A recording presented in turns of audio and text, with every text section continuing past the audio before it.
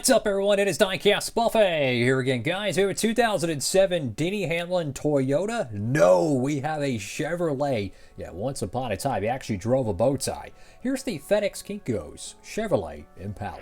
And here we go, folks, with today's Diecast review. So, unfortunately, I don't have a box for this car. Actually, got it loose. And what an incredible diecast we have here in studio. This is back when Denny Hamlin, yes, Denny Hamlin drove a Chevrolet. A lot of people probably don't even realize that, to be honest with you. I mean, it's like Kyle Busch, driving a Chevy. Like, once upon a time he did. Same with Denny Hamlin. And this was part of his 2-year full-time tenure in a Chevrolet. He drove, I think he drove a couple races in 2005 because he was replacing, I think, Jason Leffler. So he did have some starts there, but 2006, 2007 was his full-time campaigns in the bow ties. So this was a part of the, the pit stop selection for the 164s. It's basically what we know nowadays as the ARC Gold Series. What was so amazing about that line is they made their clear coats with extremely thick enamels, right? So these are very similar to kind of how a Hot Wheels clear coat was back in the early 2000s, where it just like they put a ridiculous amount of clear coat, which is why the car, like, look at the windows. Look how scratched those windows are, right? But look at the hood. You see what I'm saying? It's like if you were to put brand new windows in this thing, you would never know it was played with, probably, except for the little scratches right there. I didn't play with the diecast, but you get what I'm trying to say. The clear coats are just incredible. And what's interesting is that the Winter Circle edition of a lot of these COTs from those years, they were made with a significantly thinner clear coat. Now, it's a good clear coat, don't get me wrong, but it's not no automotive enamel or anything. I'm not saying this is automotive grade, but it's certainly way more potent. So back in those years, if you were to get a diecast, it would be worth, buying the online edition of the car, the e-commerce edition, and getting the better clear coat because it would last a whole lot longer than, a Winter Circle one if they're, roughly almost the same price. So you have the hood logo here, which I want to say this is FedEx's office and print center, the FedEx Kinko'S car. I guess this was the logo for it. I believe they ran this logo for a number of years after it. But yeah, I miss these Denny Hamlin colored paint schemes so much. Every week he would run one of these. They'd go to Martinsville, he'd run a green car. They'd go to Texas, he would run a red car. They'd go to Auto Club, he'd run a blue car. Just every week he had a different color of the FedEx cars. And to keep it short, the reason why they stopped, from my understanding, is FedEx basically rebranded their company. So each branch of their company, whether it's freight, office, express, ground, whatever it be, operate under the same color rather than just random different colors. So that's my understanding with it, I believe. So you have Impala SS right there. You have the blue bow tie. That was one of my favorite features about the Hamlin cars, is that whatever color paint scheme he was running, the bow tie would be colored that. Really cool stuff. Got the number 11 right there. Very small contingencies on the front panel. We have a kind of a goofed up Goodyear Gatorback decal. Ray Bestos, Moog, Edelbrock, Wicks, and not Moog, that's Comp. I'm stupid. You got Sunoco and Clevite. Check out that very thin stripe right above the splitter. Very, very sharp. There's a little bit of a crack right there. That's one of the most difficult areas of these cars to wrap, so no problem right there. The little brackets, they're not actual brackets, they're just like sharp angles that kind of stick out in that front end of the car. It's really difficult for them to factory wrap that, so W action for doing so.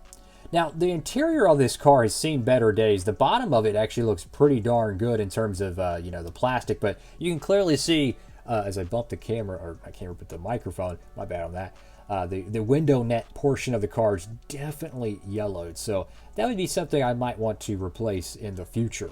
There's been a few paint chips on the car. I believe I might have touched them up. I'm not sure. Go over here to the left side of the Denny Hamlin signature. Again, color. I love color on paint schemes, how the outlining of the numbers, the Chevrolet decal there.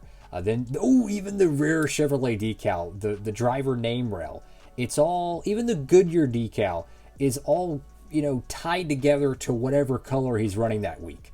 That is great design work. Got Coca-Cola, Fedex, Kinko'S, Office and Print Center. You have Mac Tools, Doosan, whatever the biff that is, and Sherwin-Williams got the number 11. Nextel Cup Series. Interesting enough, it's missing the Bud Pole Award. Or was it Bud Pole or was it Coors Light? I want to say it was Bud Pole Award at this time still. Because this was in the boxed version of the car. So I guess they only saved that for the Elite 164s. NASCAR Race Car Commit. You got Odometer with a Grove Street bullet hole. Denso, Jessel, Stant, Jags, EA Sports, Dow Chemical, Mac Tools, 3M, Rallies, DirecTV, USG Mechanics Tour, Holly, Goodyear. With the back panel of the diecast, you have FedEx.com.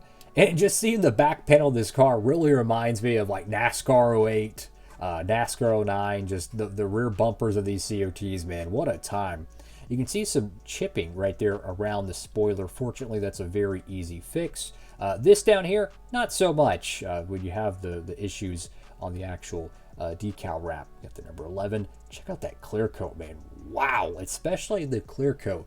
Underneath that wing, that top trunk line, it's almost impossible for something to actually scratch that unless you intentionally try to scratch it. So that thing's pretty much mint since it was made in 2007. Again, this car was loose. You can see another Grove Street bullet hole. So consider this one, you know, maybe it raced at like, I don't know, Martinsville or something. This thing's got a little bit of wear and tear to it, which is all good, man. I don't mind it. My collection is imperfect like myself. The right side of the diecast, you can see all the scratches on the windows. So this was definitely a car that's seen some use. Yet the clear coat is just beautiful, man. I mean, the shine on this car is remarkable. At the top of the diecast, you have the number 11 once again, and then you have Fedex Kinko'S Office and Print Center once again on the deck lid. So this would be a fun little project car if I wanted to kind of restore it a little bit, but I think I'll leave it in this state for now. But I could, you know, easily fix the interior, no problem. The good thing is the actual car itself is in great shape. And I'm trying to think, did they make a 164 Gen 4 for all four of the Fedex cars in 2007? I think he ran I think he had a patriotic car that year, I think. I could be tripping on that. But he had all four of his FedEx cars in 2007. I believe they all got made with the COT. I don't know if he ran all four of them with the Gen 4. Could be tripping on that. But if that was the case, that'd be really cool to have a completionist set.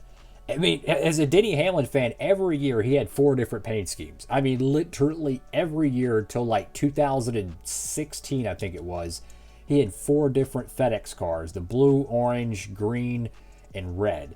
And then once in a while, he would run like a really alternate paint scheme or something. But that was every year. If you're a Hamlin fan, okay, got to go buy 4 diecasts. Thank y'all for watching the video.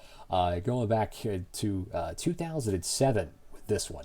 A FedEx Chevy Denny Hamlin diecast. Man, what a time to be alive that was. That was crazy. Thank y'all for watching. Have a blessed one, everybody. Diecast Buffet, signing off.